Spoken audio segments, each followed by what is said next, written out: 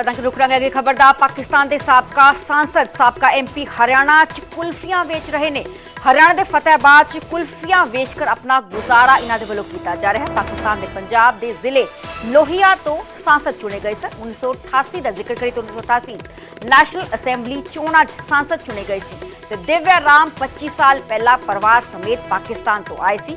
पाकिस्तान च बेनजीर भुट्टो की सरकार च सांसद रहे ने ते हुण हरियाणा दे एक पिंड च उन्हां दे वल्लों कुल्फियां वेचियां जा रही ने। तस्वीर सामने आ चुकी है। हरियाणा के फतेहाबाद च कुल्फियां वेच के अपना गुजारा इन्हां दे वल्लों कीता जाता है। पाकिस्तान के पंजाब के जिले लोहिया तो सांसद मैंबर चुने गए सी। दिव्या राम इन्हां दा नाम है। 1988 च नैशनल असैम्बली चोणां च MP चुने गए सी, पर 25 साल पहला ही परिवार दे समेत ही हरियाणा आ गए सी। पाकिस्तान च बेनजीर भुट्टो की सरकार च सांसद भी रह चुके हैं।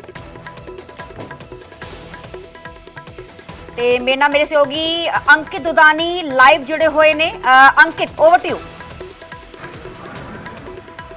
बिल्कुल, दिवाया राम जी हमारे साथ हैं और दिवाया राम जी पूर्व में सांसद रह चुके हैं पाकिस्तान असेंबली के अंदर।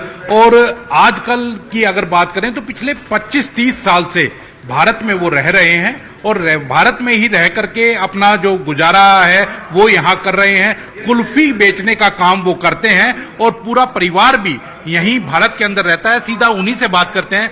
दिवाया राम जी, कब से रह रहे हैं आप यहाँ पर? कब आए थे पाकिस्तान छोड़ करके और ऐसी क्या मजबूरी थी कि आपको भारत आना पड़ा? मैं तो जी बहुत बहुत धन्यवाद करता हूँ पहले सबसे TV चैनल वाले या पत्रकार हैं, छोटा है या बड़ा है।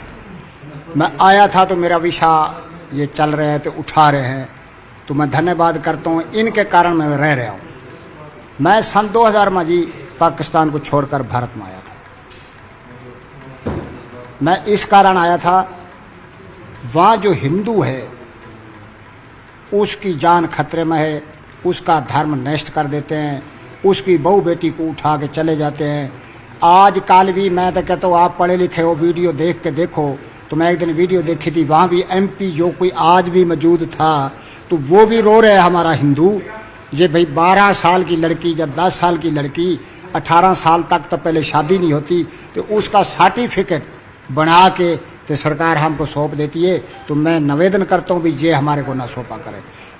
पाकिस्तान के भीतर यही कारण है जी, कोई हिंदू है तो उसकी बहू बेटी को उठा लेते हैं, उस बच्चे को लड़के को उठा लेते हैं। सिर्फ कारण क्या है? वो कहते हैं जी इसको मुसलमान करो। ये आतंकवाद बढ़ता है। पहलगांव मैं भी देख के आया हूँ, अमरनाथ मंदिर गया था। मैं आज भी रोता हूँ, जो जिनकी बेटी गई, मेरी बेटी गई, वो सब बेटियाँ थी, कोई बहन के समान था, कोई भाई के समान था। वो पाकिस्तान के लोग भारत के भीतर भी आके आतंकवाद बन के मारते हैं, तो पाकिस्तान के भीतर क्या करे हिंदू? लेकिन आप तो खुद सांसद थे, तो ऐसी क्या मजबूरी आई आपके साथ कि आपको अपना देश ही छोड़ना पड़ा पाकिस्तान? ये मजबूरी यही है जी, अगर आप समझते हो या मानते हो तो जो हिंदू धर्म था वो हमारा जमा हिफाजत बना था। उसका हम नलके से पानी, जो हैंड पंप हरियाणा में कहते हैं, नलका कहते हैं, बोर कहते हैं। अगर मैं MP भी था ना, तो मैं अगर नाई को बता दिया मैं हिंदू हूँ, वो मेरी दाढ़ी नहीं बनाता, वो कहता तू काफिर है। तो फिर उस देश के भीतर रहना, जब उस देश के भीतर MP बनना, मैं तो 3 महीने के भीतर इस्तीफा पत्र दे दिया था। हमारी बेटी उठा ली थी मुसलमानों ने, तो वो आज दिन तक नहीं दी उन्होंने। तो आप MP बने कैसे? जब आपको काफिर की तरह वहां देखा जाता था, तो ऐसा कैसे मौका मिला कि आप सांसद बन गए हो? जैसा जहाँ मोदी साहब है हिंदू हित में, वहाँ भी सरकार अलग अलग है। जो जुल्फकार भुट्टो था, पीपल पार्टी थी, वो फांसी दे गई थी, मर गया था। उसकी जो बिटिया थी वो कुछ दूसरे देश में रही थी, वो फिर पाकिस्तान लौटी थी। उसने एक रैली करी थी, रैली के भीतर उसने अनाउंसमेंट करा भी जो जहाँ अकलियत हिंदू को बोलते हैं, अकलियत का मायना जो है भाई मुसलमान से अलग है। तो उसने एक घोषणा पत्र में हमको समझाया हिंदू लोगों को, भाई जो जहाँ हिंदू रह रहे हैं अकलियत, तो वो मेंबर, वो पंचायत मेंबर, वो सरपंच, वहाँ चेयरमैन बनते हैं, वो MLA, वो MP वो खड़ा हो सकते। उसके मुकाबले में मुसलमान नहीं खड़ा हो सकता। उसने हमारे जो हिंदू लोग थे वहाँ, तो उसको जागरूक करा के उसने, तो उस कारण मैं वो इलेक्शन मुकाबले में नहीं लड़ा।